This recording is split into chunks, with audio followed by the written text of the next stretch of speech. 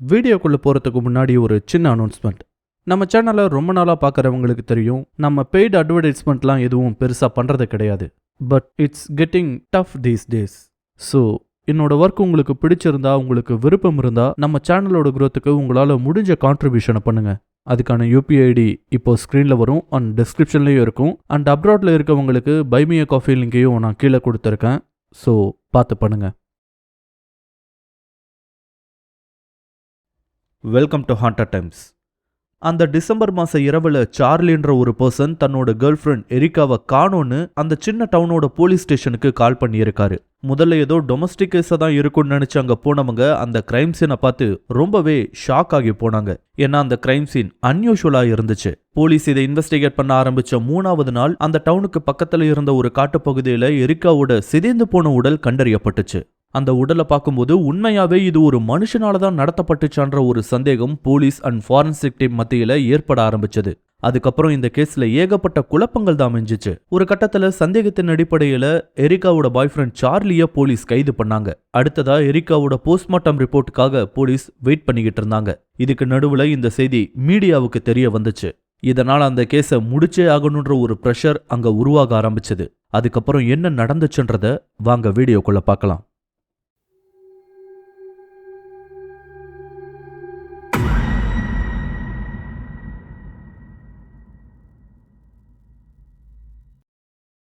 Police இந்த case பத்தின எந்த விதமான அப்டேட்டையும் மீடியாவுக்கு கொடுக்கலனாலும் எரிக்கா இறந்து போயிட்டாங்கன்ற தகவல் எப்படியோ அவங்களுக்கு தெரிய வந்துருச்சு.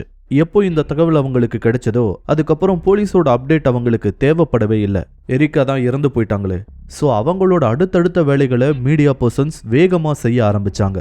அடுத்த சில மணி நேரங்களில் எரிக்கா இறந்து போயிட்டாங்கன்ற செய்தியாவும், சந்தேகத்தின் அடிப்படையில் எரிக்காவோட பாய் ஃப்ரெண்டான சார்லி அரெஸ்ட் பண்ணியிருப்பதாகவும், அவர் தான் இந்த கொலையை செஞ்சிருப்பாருன்றதுக்கான முக்கியமான ஆதாரம் அவங்களுக்கு கிடைத்திருப்பதாவெல்லாம் நியூஸ் ஃபிளாஷ் பண்ண ஆரம்பிச்சாங்க. சொல்லப்போனா போலீஸ்க்குமே அந்த சந்தேகம் இருந்துச்சு தான். ஆனா இவ்வளோ வேகமா நியூஸ் சேனல்ஸ் இந்த நியூஸை போடுவாங்கன்னு அவங்களுமே எதிர்பார்க்கல. முதல்ல இந்த தகவல் வெளிவந்திருந்த நிலையில அன்னைக்கு ஈவினிங்குள்ள மேலும் பல்வேறு தகவல்கள் ஒன்னொன்னா வெளிவர ஆரம்பிச்சது.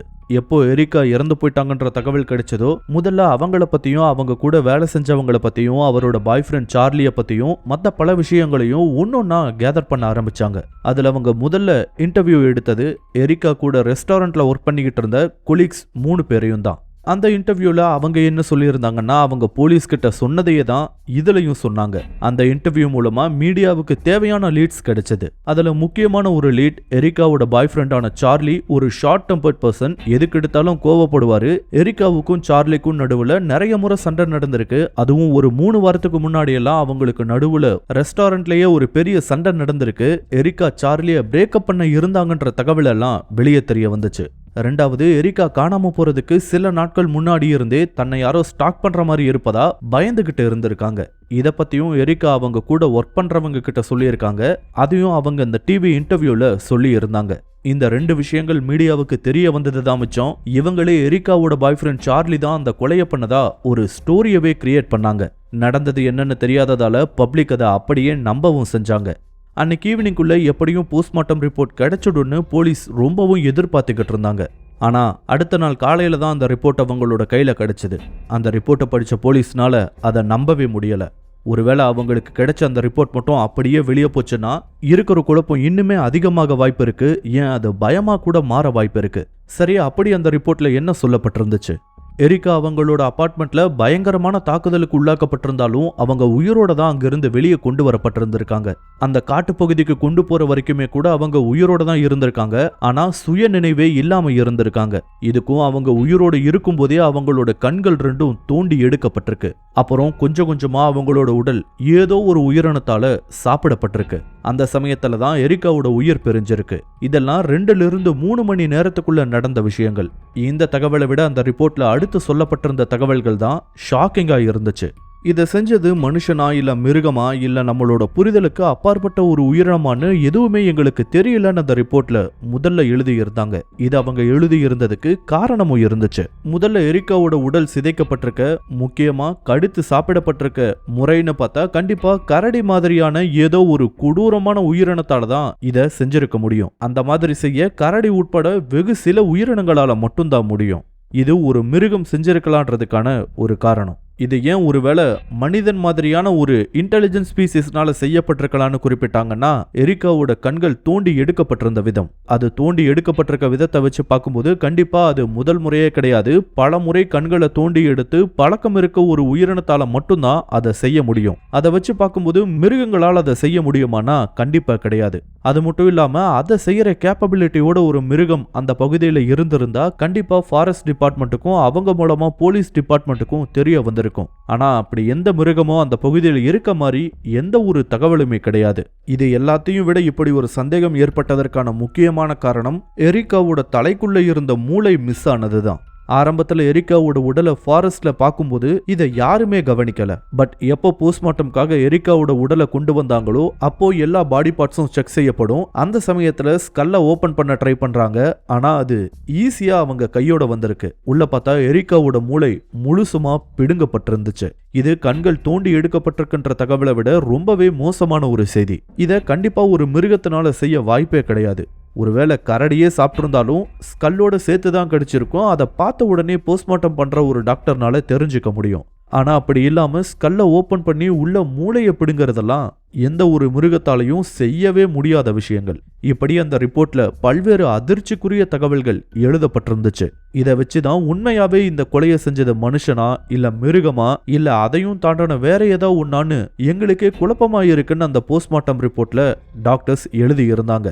அந்த ரிப்போர்ட்ல கடைசியா குறிப்பிடப்பட்டிருந்த விஷயம் என்னன்னா, ஒருவேளை எரிக்காவோட உடல் இப்போ கண்டுபிடிக்கப்படாம போயிருந்தா எரிக்காவோட மொத்த உடலுமே, அதாவது எலும்புகள் உட்பட எல்லாமே எதனாலேயோ முழுசா சாப்பிடப்பட்டிருக்குமா.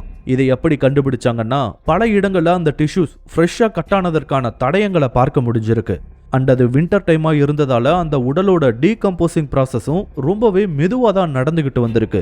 இதை பயன்படுத்திக்கிட்டு ஏதோ ஒன்று எரிக்காவோட உடலை கொஞ்சம் கொஞ்சமா சாப்பிட்டுக்கிட்டு வந்திருக்கலான்ற ஒரு யூகத்தை அந்த ரிப்போர்ட்ல குறிப்பிட்டிருந்தாங்க. அண்ட் அதோட அந்த ரிப்போர்ட் முடிக்கவும் பட்டிருந்துச்சு.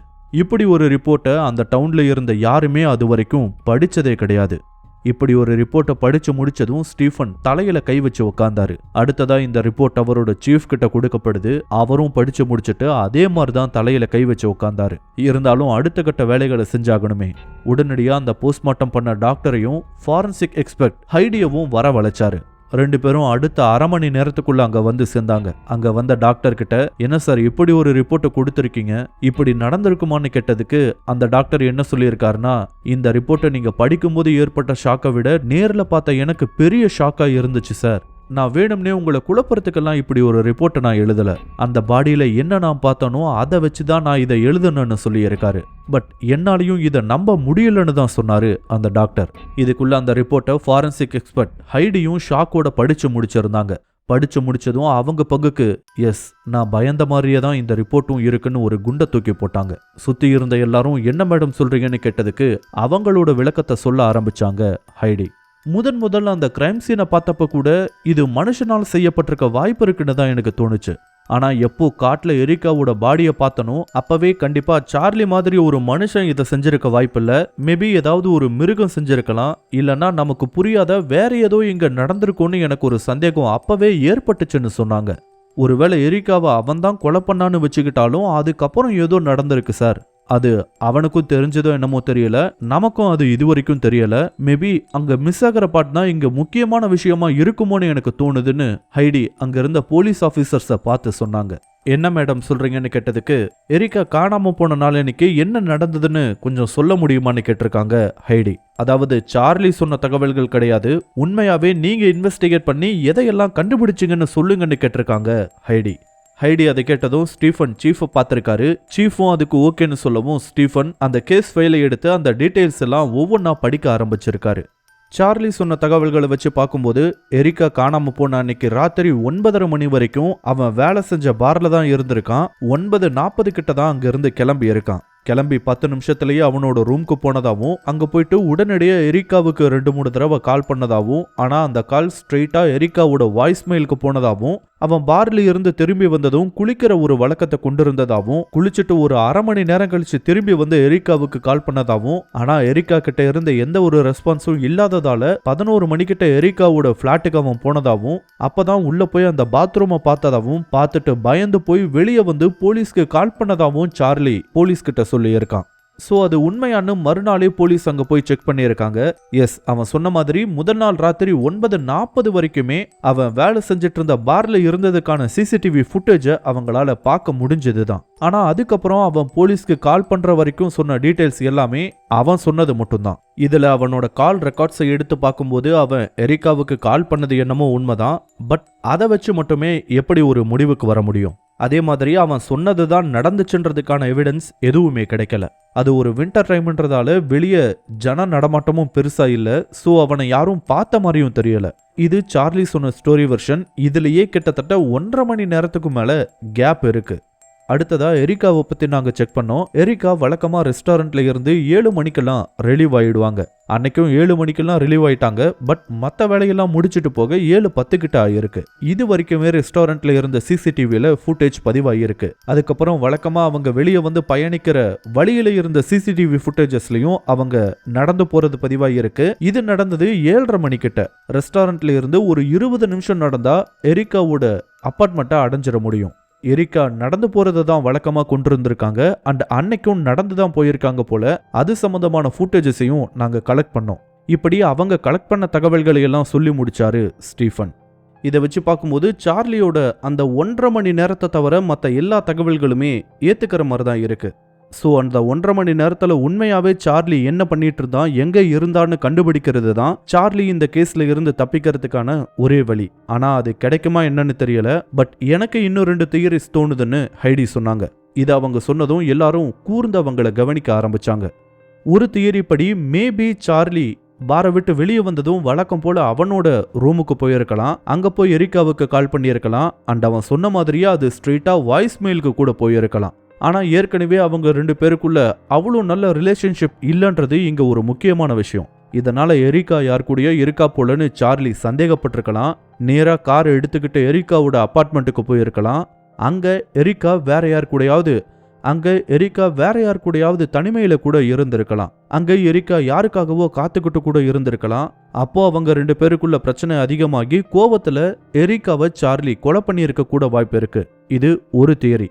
2வது தியரி என்னன்னா, எரிக்காவை ஏற்கனவே கொலை பண்றதுக்கு சார்லி எல்லா பிளானையும் கிளியரா போட்டு வச்சிருக்கலாம். ஏன் ஒரு ஹிட்மேனை கூட இதுக்கு ஹையர் பண்ணியிருக்கலாம். ஒரு ஹிட்மேனை ஹையர் பண்ணதுக்கு அப்புறமா தனக்கான ஒரு பெர்ஃபெக்டான அலிபியை கிரியேட் பண்றதுக்காக கூட சார்லி இதையெல்லாம் பண்ணியிருக்கலாமேன்னு ஹைடி சொல்லி முடிச்சாங்க.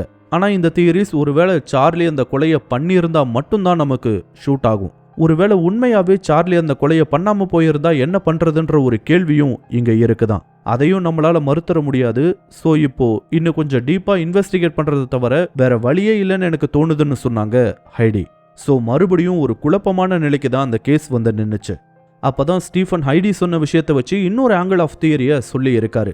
அவர் என்ன சொல்லியிருக்காருன்னா, ஒருவேளை சார்லி அந்த கொலையை பண்ணியிருக்கலாம். அண்ட் அந்த பாடியை எப்படியோ காட்டுப்பகுதிக்கு கொண்டு போய் போட்டிருக்கலாம். மேபி அங்க இருக்க கரடி இல்லைன்னா வேற ஏதாவது உயிரினம் கூட எரிக்காவோட பாடியை சாப்பிட்டிருக்கலாம்னு ஒரு தியரிய சொன்னாரு ஸ்டீஃபன். இதை மேலோட்டமா பார்க்கும்போது எல்லாமே கரெக்டா ஃபிட் ஆகிற மாதிரி தான் இருக்கு. ஆனா கொஞ்சம் டீப்பா யோசிச்சாலும் இதுல பல்வேறு ஓட்டைகள் இருந்தது அவங்களுக்கே புரிஞ்சுது. அதுல முதல் விஷயம், ஒருவேளை ஸ்டீஃபன் சொன்னது நடக்குதுன்னே வச்சுக்கிட்டாலும் வின்டர் டைம்ல எப்படி ஒரு கரடி வந்து எரிக்காவோட உடலை சாப்பிட்டிருக்க முடியும்? அதுவே சம்மர் டைமா இருந்தா கரடி வந்து சாப்பிட்டிருக்குன்னு சொல்லலாம். வின்டர் டைம்ன்றது கரடிகள் எல்லாம் ஹைபர்னேஷன், அதாவது ஆழ்ந்த உறக்கத்துக்கு போகக்கூடிய ஒரு டைம்.